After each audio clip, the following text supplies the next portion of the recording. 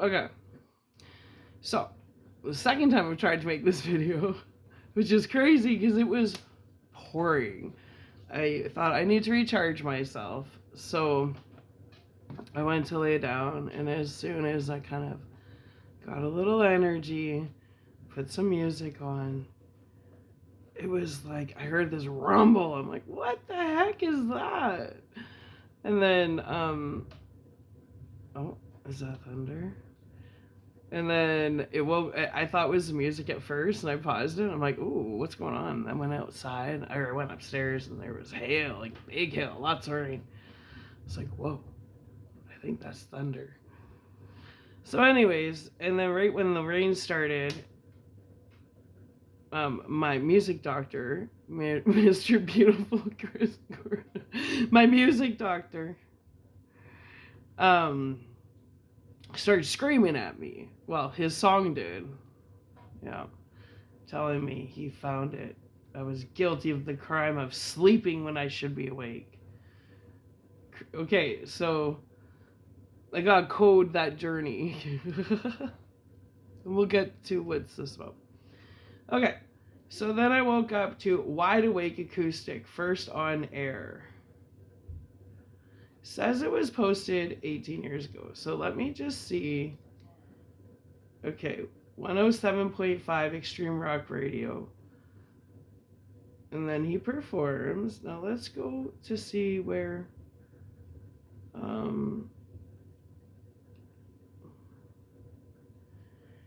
Hambone X1075. Okay. And then, like, that's all the only download I can get from that, other than he was screaming at me. Wow. Then I said, wide awake. Yeah, I'm wide awake now. Just rest in my head. Anyway. And then the next one that came on was Chris Cornell, The Times They Are A Changin'. Okay. So let's see. He says something here. It's a song that I think of when I think of the civil rights movement, when I think of folk music, when I think of that moment in time when the whole world was changing so fast that nobody knew what the fuck was going on. And I realized recently that it really needed to be updated. Just in light of everything going on, like, you know, a guy with a comb over that's actually possibly going to get nominated. That's a little weird. So I rewrote all the lyrics, but this is still a tribute to Bob Dylan and his genius.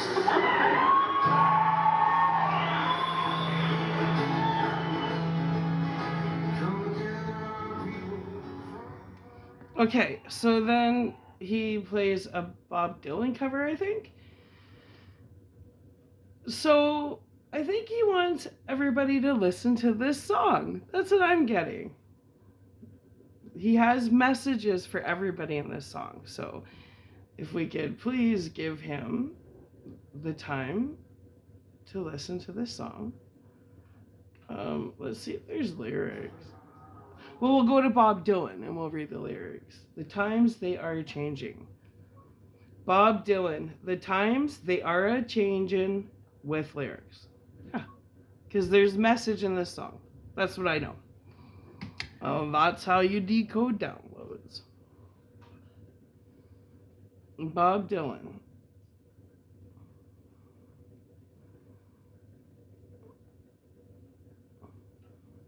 Okay, check it out.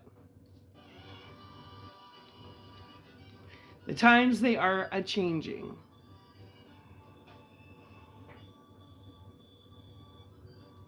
Bob. Come gather around, people, wherever you roam, and admit that, oh shit. Okay, here comes the rain again. Okay, come gather around, people, wherever you roam, and admit that the waters around you have grown. And then there was rain. Oh!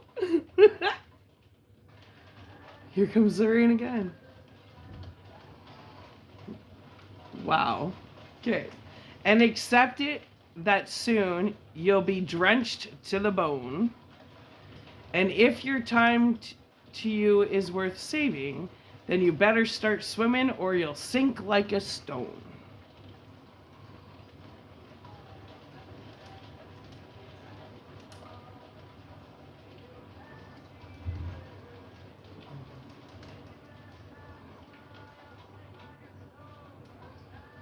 For the times they are changing.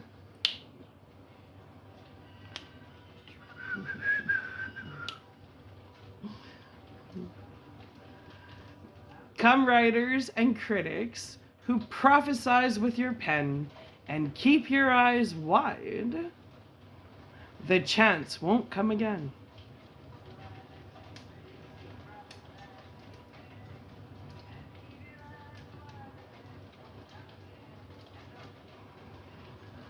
And don't speak too soon, for the wheel's still in spin, and there's no telling who that it's naming, for the loser now will be later to win.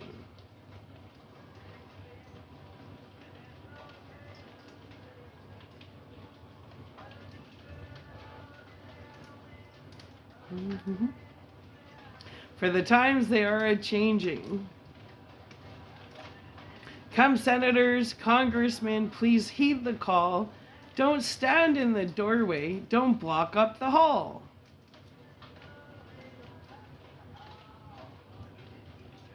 For he that gets hurt will be he who has stalled.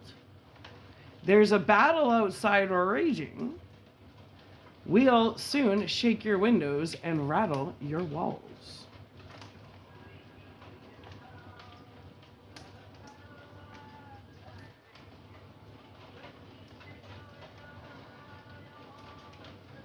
For the times they are a-changin'.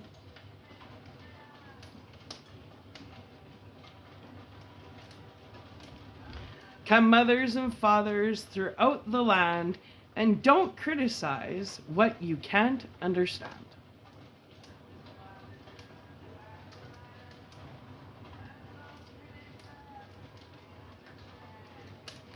Your sons and your daughters are beyond your command.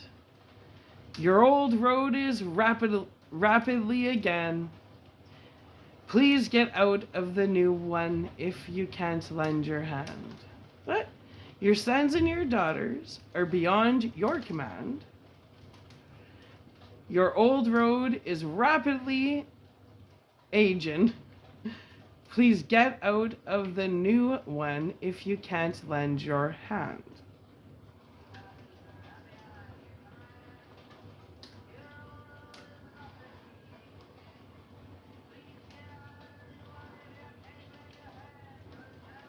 For the times they are a-changin'.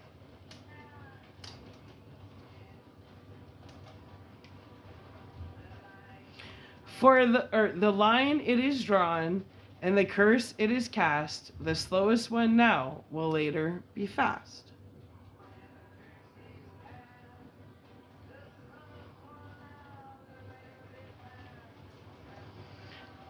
As the present now will later be past, the order is rapidly fading, and the first one now will later be last.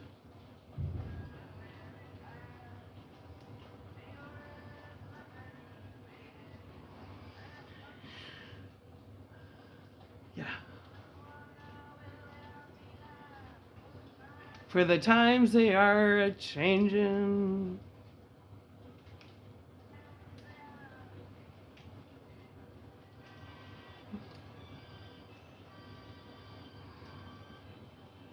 Instrumental.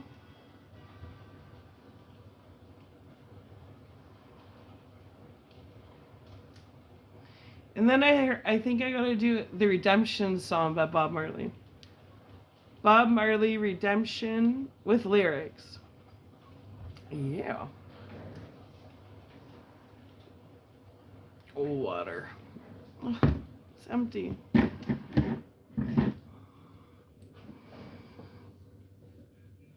Do, do, do, do, do, do, do, do, do, do, do. Okay.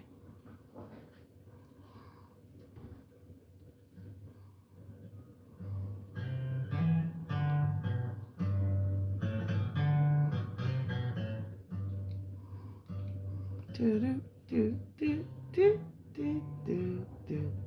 Do, do, do, do, do, do. Oh, pirates, yes, they rob I.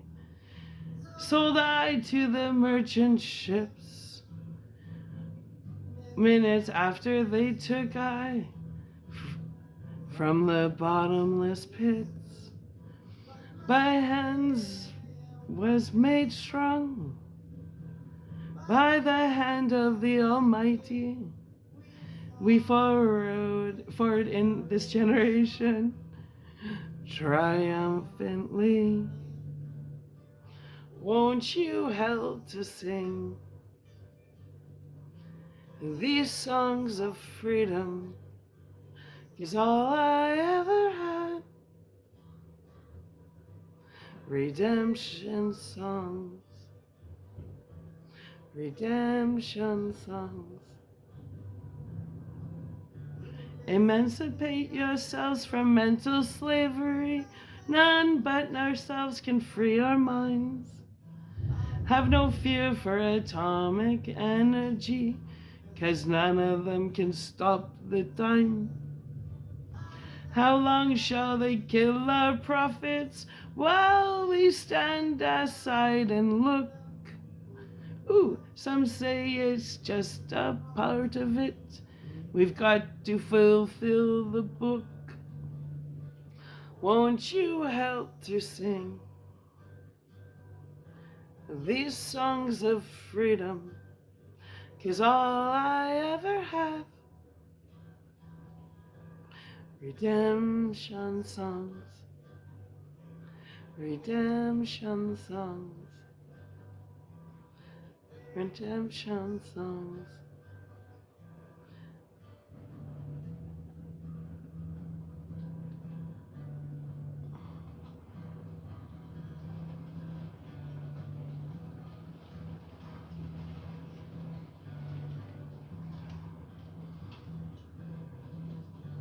Emancipate yourselves from mental slavery. None but ourselves can free our minds. Whoa, have no fear for atomic energy, 'cause none of them can stop off the time.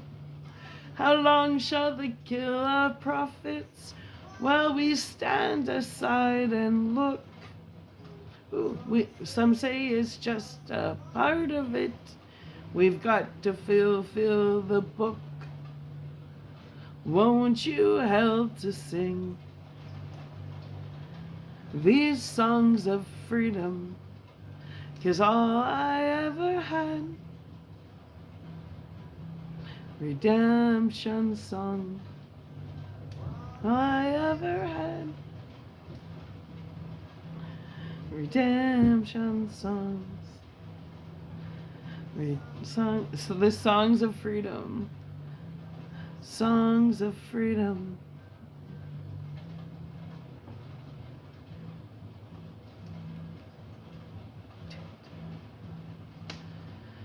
Yeah. Thanks, Bobby. Mwah. Yeah. Okay, we'll see if one more comes up in the algorithm. And instantly, that Incubus, just a phase, Merryweather, August 9th. Well, there's a message. Download. That's the one that I said. I'm pretty damn sure it's Chris Kowalczyk.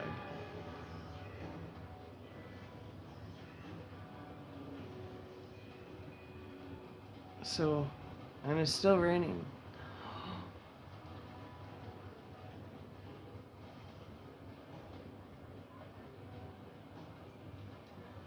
I forgive you, Chris. I do forgive you, Chris.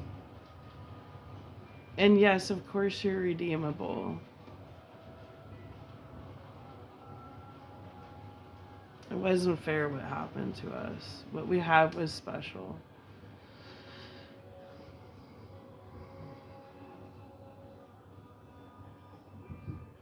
And it's really sad that money divides people, because that's what happened. But I actually believed you died. And everybody played on my emotions. And you broke my heart. And it's interesting because it was around the same time.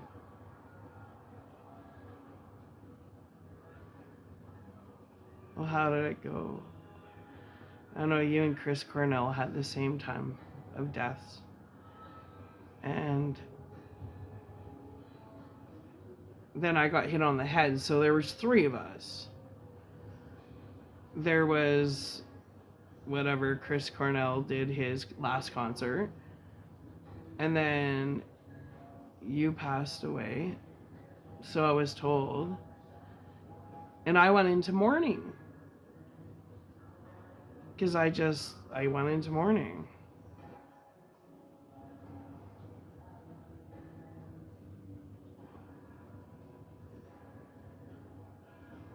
Because we have, like, we were young loves, Chris.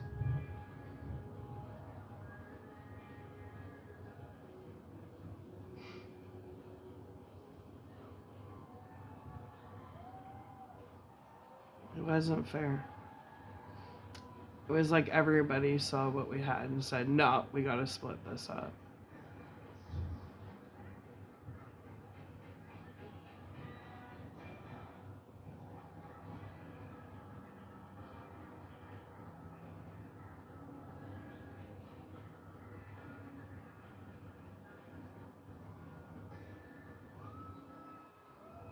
But is that you?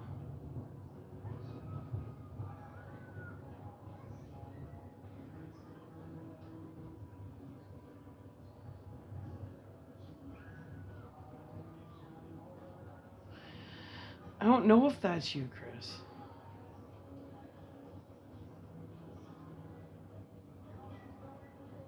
It looks like you. Hold on, is that not you?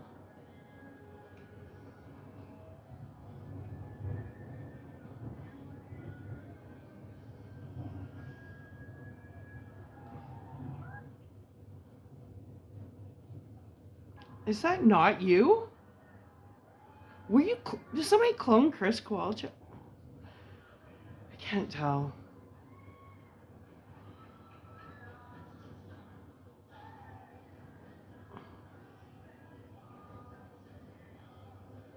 You know, with everybody getting these plastic surgeries and stuff nowadays and AI, you can't tell anymore. I mean, somebody can get a nose job and it's like you can't even tell who they are. Like, you know, inflated lips, nose jobs, that's the thing. You know, it's hard to, it's hard.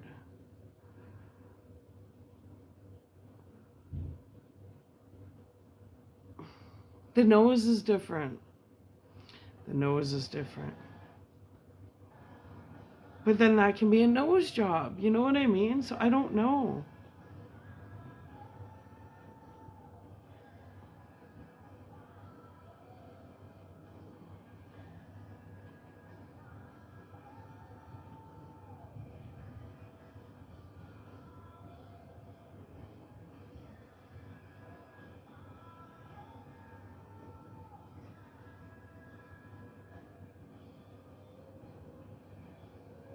Is that Chris? You know, the last time I saw Chris Kowalczyk was, oh God, I was 18, 1999. And what happened was he had an apartment on White Ave. We had a heart. We were young loves, and it was really hard on us. Like, we were really serious, and we were really young. And we both took the breakups equally hard. But then Chris got spiteful, and I didn't. You know, I just kind of know when you gotta walk away in peace, or you're gonna have problems, right? And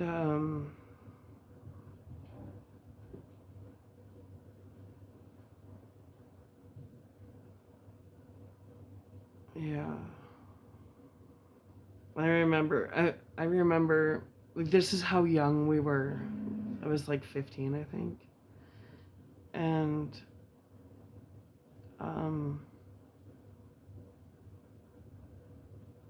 I remember we were watching The Lion King. It was his favorite movie, The Lion King, like Disney. And then we went outside and had a cigarette. And he put his arms around me. He's like, "Can I keep you?" No, we watched The Lion King and then we watched Casper. We were young. Oh, we were young, young loves. And then after Casper, because in the movie he goes, "Can I keep you?" And I was hiding and he was holding me. He goes, "Can I keep you?" And I said, "Yes."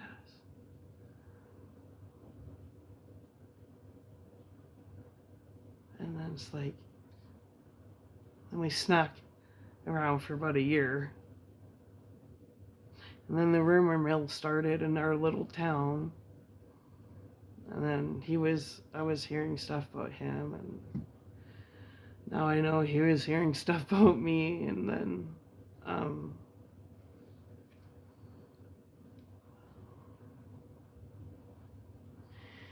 and then I wrote him a letter. And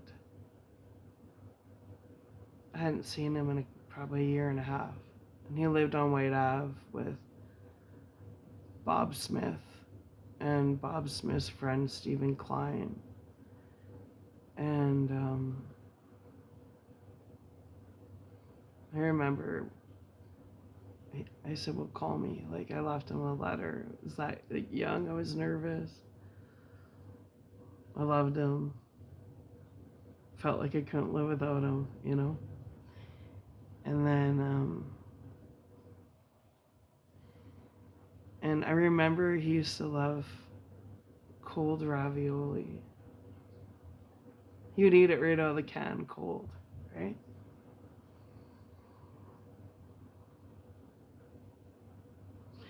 So we hadn't seen each other in a couple of years, and I drove down to his apartment and I brought a can of cold ravioli. And within a minute, he was sitting on the couch, I was laying on his lap, and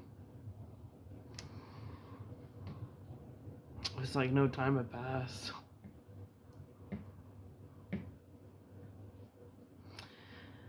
And then he switched on me. It was weird. I remember that night.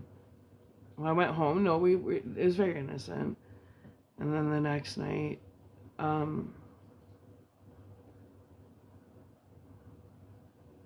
because whenever we got into contact, it was just like every night, just hanging out.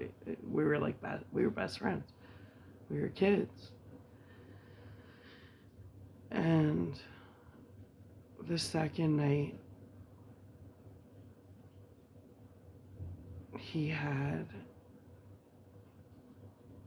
I remember we laid on his bed very innocently. I gave him a back massage because I always used to give him. I'm a massager. I used to be back way long ago. And what was nice about that is after 2 years of not seeing each other, we literally just laid on the bed and looked at the stars out his window and talked. And it was like no time had passed. And then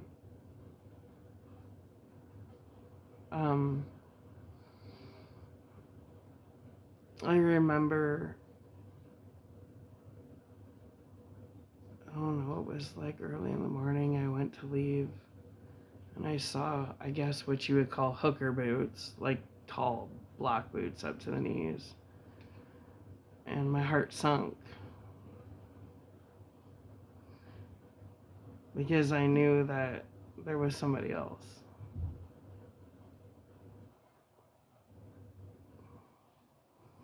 And I couldn't play the games no more, right? And I asked him, and her name was Leah.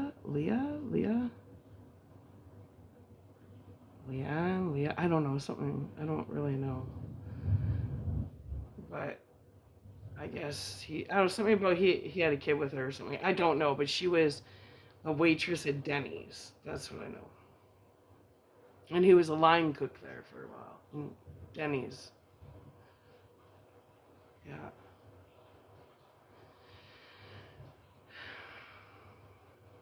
And then,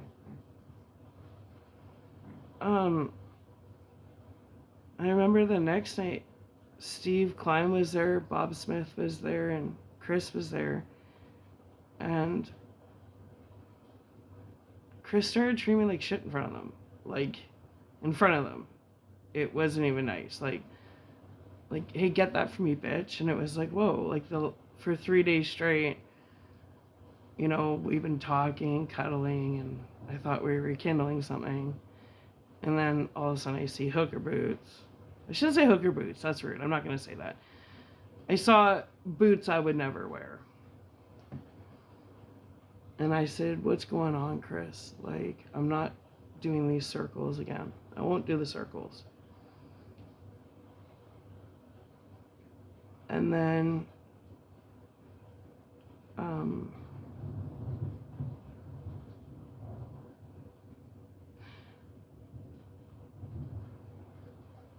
the next night, how did it go? Yeah, I was at work. I worked at the Cheesecake Cafe on the South Side. And then I got a phone call at work. They said, Sarah, there's an emergency phone call for you. And I answered it, and it was Bob Smith, Steve Klein. Like, see, Bob Smith was his roommate, and Steve Klein was Bob Smith's friend. And then,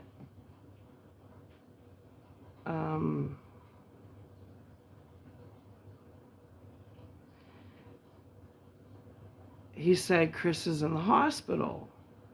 And I said, what do you mean he's in the hospital? He goes, well, he took too much insulin. He's in the hospital. I'm like, what? And I start bawling because I'm like, I love him. And then I remember driving to all the hospitals because I didn't know what hospital he was at. And he ended up, I got to Grey Nuns. And they said, oh, I said, is Chris Kowalczyk here? I heard he was admitted. And they said, no, his mom picked him up. He was discharged. And I said, okay. So then I drove to his apartment, and what happened? Steve answered, and nobody was there. It was just Steve Klein. And he goes, I was like, where's Chris? And I start crying and everything. And so I just started, and I remember this bugged me, because I remember he was working at like the draft factory, the beer factory, and they gave him a case of beer, a flat of beer or something once a week for working there. Lydia's roommate, Ed Matajewski, got him a job there. Yeah. And then, so he's in the hospital, and I go, and I'm cleaning out his fridge, I'm cleaning out his cupboards, I'm just waiting for him to come in. Like, where is he, right? Where is he? Well, Lydia. Apparently he went to Lydia's house. And I wasn't leaving his house until I saw him. So then Steve was like, you look like you need a drink. And I was like, I don't need a drink right now. He goes, no, you look like you need a drink. Let's go to a liquor store. Okay. So I remember him getting Lamb's rum and Coca-Cola. And I'm not a big drinker. And he poured the drinks, and he poured 2. And I was like out of it. Like, just. And then I couldn't drive, obviously. I was tiny. And then I woke up to Steve Klein. My dress pulled over my head, and he had his way with me. So at that point, I was like, oh, what the fuck? And where's Chris? I got to explain to Chris what just happened. And then I remember sitting there just kind of traumatized, and Steve was just like passed out, like as though he did nothing wrong. And it was like, you violated me. Like, you kidding me? And then I waited waited. Sun came up, and then I heard his little blue car, and I looked out and I saw him, and because I wasn't going home without explaining to him, like, your friend's roommate jumped me, man. Hmm. And then, so then Chris walks in, and I remember he looked in the living room, and he looked at me, and he looked at Steve on the couch, and he looked at me, and he looked at Steve on the couch, and then he shook his head, and he just gave me like the look of death. And I'm like, Chris, I need to talk to you. So then I end up walking. He went to the bathroom, and he just sat there and he started crying. And I'm like, Chris, I need to talk to you. Like, I did not cheat on you, you know. And he wouldn't listen to me. He just said, get out now. And that's the last time I physically saw Chris. And then Lydia had told me that I heard a bunch of different stories. Steve Klein had told me Lydia hated me. She was like that fucking Sarah all the time, which is interesting. He told me that she hated me, like, with a passion. And then um she told me that she found, like, cause then she got a hold of me when Chris supposedly died, and she was like just draining me of all my emotional energy. Because, like, I'm crying for 3 years that she's telling me he died, right? I was a wreck. And then she's like, oh yeah, when Chris thought you cheated on him. And then I'm like, I never did. Like, I got jumped. You know, people think that you have to be bloody and beat up to say you got jumped. No, like, my body, my rules. And when somebody violates your boundaries and your rules, your bodily rules, it's a crime. You know, like, you don't do that. So then Lydia had told me that Chris had like a breakdown, thinking I cheated on him, which I never cheated on him. And then she said, and then I moved to BC. I left. I was like heartbroken. I'm like, I gotta get out of here. Like, I'm so heartbroken. I just wanted a new life, right? So then I was supposed to go move with my cousin Pee Wee, Paul Lamoureux, and he lived in Victoria, and he had a place called Serious Coffee, and he had a basement suite. He goes, I was just heartbroken, and he said, you know, you can come live here in the basement, and I'll get you a job at Serious Coffee. So, you know, I at the time didn't know. Look at it. Okay, I gotta jump here. Lydia eventually told me that she found out that Bob Smith had paid Steve Klein $10 to jump me that night. I found that out years later. But what had happened was, so there's this whole Leanne chick, and Chris was acting really weird around me. Like, he would be really rude to me in front of people, but when we were alone, he was like all sweet and lovey. But around people, he had to put this front on all the time. Hold on a sec. Oh, that distraction. Phone rang. So let's get back to it. So then I was young, and okay, here's how it went. I survived a suicide attempt because I was so heartbroken over Chris Kowalczyk. They took 89 sleeping pills, and I survived it. Yeah. And I did it in the bathtub, and then I came to, and I had left a note in my jewelry. And then my sister started freaking out, and then my mom took me to the Medi clinic, and they pumped my stomach, and then I had to take this charcoal drink, and then I got rushed to the U of A. And then I remember, that's the weird thing. I remember when I came out of it, like, I don't know, I was out, like out. And when I came out of it, Denise and Alex were there, and I could hear them talking before I opened my eyes. So they didn't know I heard what they were saying, but it was really weird to me. And they had said, well, she can't come. My mom's like, well, I have no room at my house. She can't live with me. Like, I had just survived a suicide attempt because I had a broken heart. And my dad's like, well, she can't live with me. I have Crystal there. And I didn't know I've always wondered what any of that meant. I never knew what that meant. And then my cousin Paul Lammer caught a hold of me and he goes, Sarah, I hear you're going through some rough times. You can come move in my basement suite. I'll give you a job at the Serious Coffee. Because my dad said I couldn't live with him because Crystal lived there. Then my mom said I couldn't live with her because there was no room. So then, and Steve, like, I didn't know he was paid to jump me. And I kind of like, I summed it up into, okay, maybe it was a misunderstanding, like a one night stand thing that shouldn't have happened. Like, I was confused.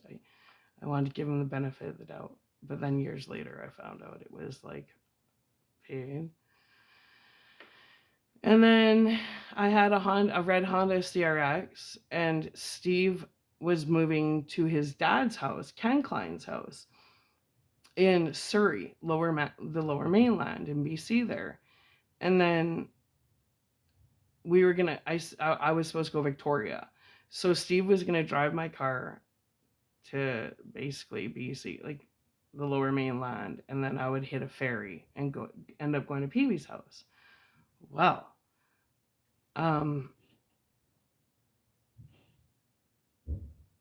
Steve ended up, it was so weird. He randomly rear-ended a car and I got stranded on the lower mainland of Surrey.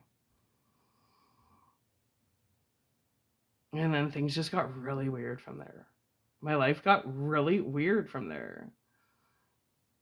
And I never made it to Victoria. And I've never seen Chris since then. Yeah. Anyway, I don't know if that helps, but that was the downloads I got from the rain and Chris Cornell yelling at me, telling me that I've committed a crime by sleeping when I was supposed to be awake. See, his music screams at me. Anyway, no, for real. But that's how downloading works. I don't know if anybody's interested, but I just showed you from the rain to a song to another song to a memory to this to that. That's how the decoding works, and that's why it's so draining. But yeah, okay. I hope this helps somebody. Okay, bye.